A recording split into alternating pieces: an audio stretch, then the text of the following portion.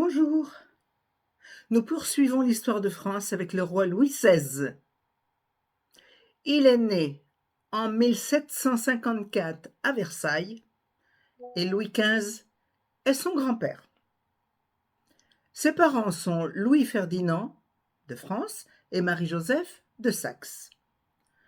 Il se marie en 1770 à 16 ans avec l'archiduchesse d'Autriche, Marie-Antoinette. Elle n'a que 15 ans. Et puis, il va décéder en 1793 à Paris, à 39 ans.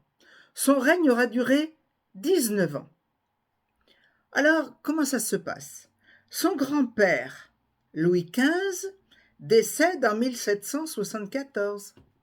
Et donc,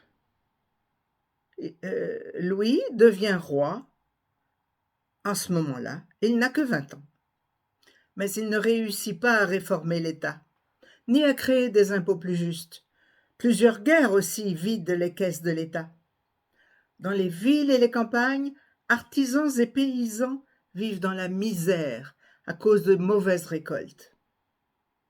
Des philosophes, artistes, savants critiquent la monarchie et réclament davantage de liberté. Des idées nouvelles se font jour, c'est le siècle des Lumières, avec des écrivains comme Voltaire, Rousseau ou Montesquieu. Mais ce roi Louis XVI n'aime pas le pouvoir. Sa femme est très critiquée pour ses nombreuses dépenses excessives. La colère monte dans le pays.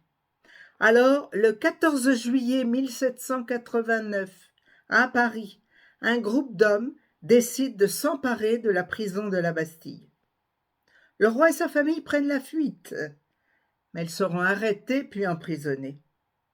Un procès décidera de sa mort le 21 janvier 1793 à Paris, sur la place de la Concorde où il sera guillotiné. Puis son épouse Marie-Antoinette subira le même sort le 16 octobre 1793. C'est la fin de l'Ancien Régime. Le règne des Bourbons aura duré 200 ans, à savoir depuis Henri IV jusqu'à cette révolution de 1789 dont je vais vous parler un peu plus.